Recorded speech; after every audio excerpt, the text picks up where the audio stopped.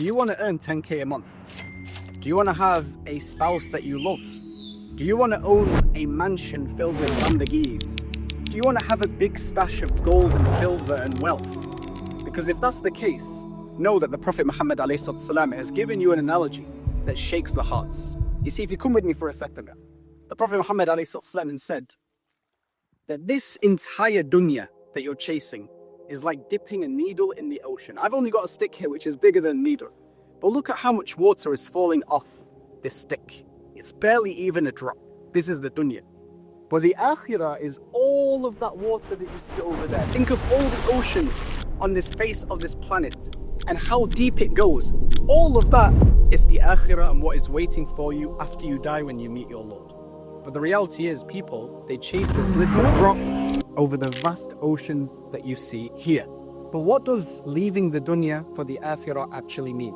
Because a lot of people, they think that leaving the dunya means wearing ripped up clothes, or driving a really bad car, or being happy with minimum wage and just getting by, and that is somehow a sign of piety.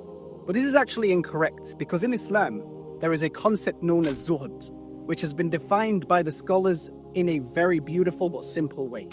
Zuhud means to gather this entire dunya and to stick within the halal. Meaning, your top priority is earning the pleasure of Allah by avoiding the haram and sticking to the halal. But at the same time, you strive for excellence in everything that you do.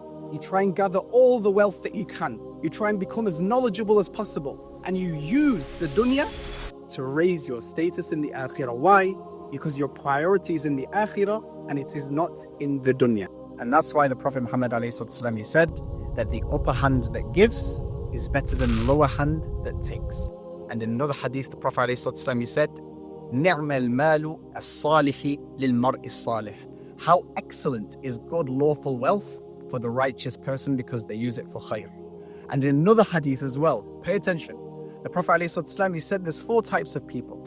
The first type is someone who Allah gave them knowledge and lots of wealth that they use for goodness. And then he said this type of people is the best type of all people.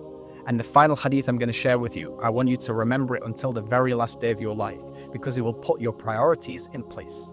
The Prophet ﷺ, he said, مَنْ كَانَتِ الْآخِرَةُ هَمَّهُ. Whoever's Akhirah is their priority. So you think about the Akhirah and you leave the dunya in terms of priority. What did he say? He said Allah places richness between his eyes. He feels like he has everything in this dunya.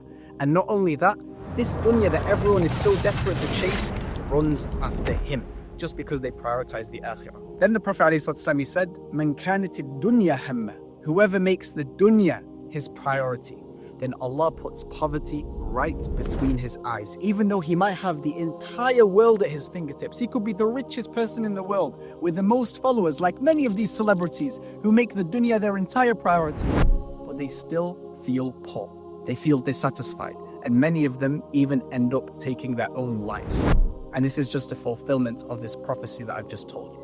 And so if there's anything that can put your priorities in check and allow you to gather the dunya and stick within the halal and prioritize the Akhirah and leave the dunya, it's that hadith and everything else that I've said. So make sure that you put your priorities in check. And inshallah, if you do, hopefully inshallah we make it to Jannah, and I'll see you there. Assalamu alaikum wa rahmatullahi wa barakatuh.